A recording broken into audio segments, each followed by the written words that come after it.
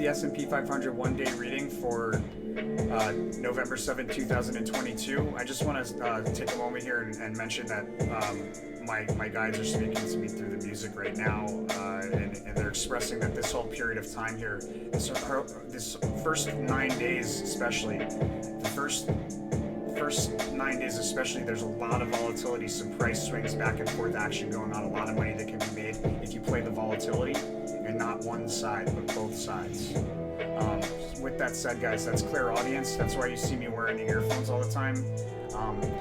It was the first gift that I ever noticed. I was back in 2005 when it really just became like glaringly obvious that the universe was communicating to me through the music.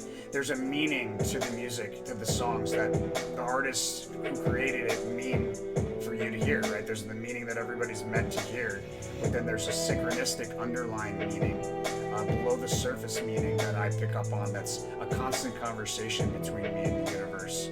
It's a really,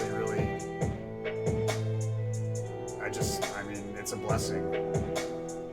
It's one of the few psychic gifts that didn't come with some sort of negative to it as well. You know, it's just crystal clear. In any case, they're telling me about volatility.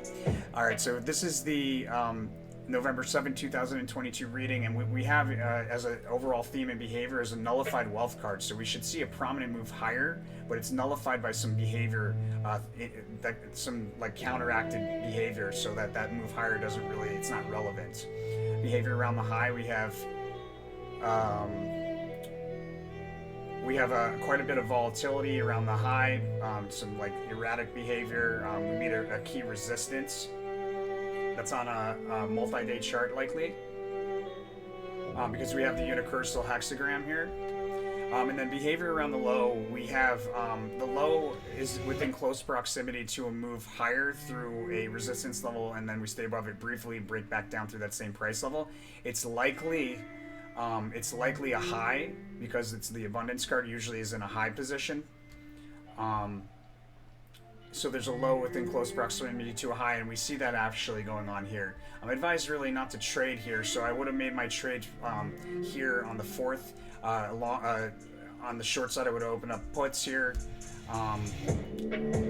Probably got a little heavier on the puts here, with it in mind that we're going to see all this stuff going on.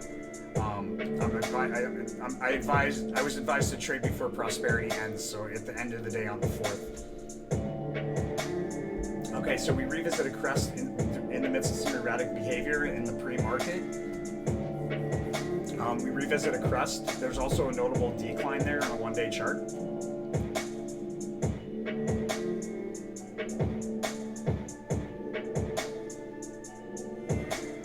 Yeah, wow. So we already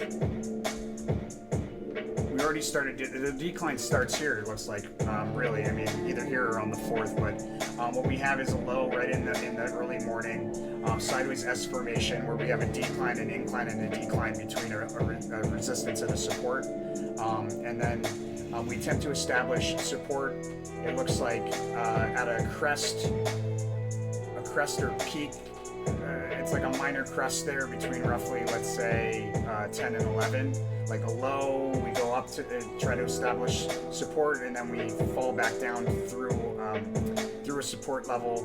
We do a reversal below that support level and return, reuse that support level. So we do that, fall through it and reverse back to it, roughly between 10 and 11 o'clock. And if we revisit the low from the first thing in the morning, there's a trade opportunity there to cash in the midst of that low. And then decline, more correlations to sharp decline here midday. We have a failed attempt to break through a key resistance level on a one-day chart that we'd expect to break through, and we decline instead.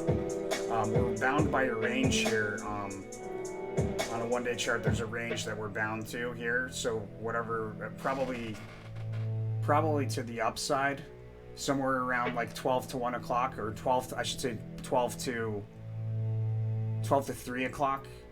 Somewhere in there we have a high, 3 pokes through the same price level at the upper end of a range, and then we have a sharp drop through that third poke. It's going to be like a breakout through, like almost look like a breakout, but we're going to fall. We're going to turn around and we're going to decline pretty hard in the last 2 hours of trading, and then overnight looks like we continue with a really big move right around the closer overnight to the downside. There's a lot of correlations to Ace of Cups. And when we look at the 1 month, we have cross congruency. This is a very strong move to the downside, guys. Ace of Cups, Ace of Cups, Ace of Cups, all there, guys.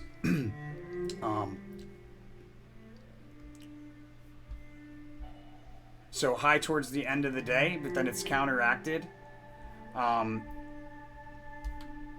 It's counteracted by the decline that we have overnight. And you can see there's that unicursal again.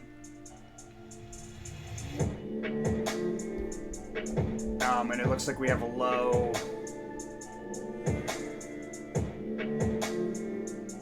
There's a reversal towards there's a reversal like early afternoon on the 7th, and then a crest or high towards the end of the day.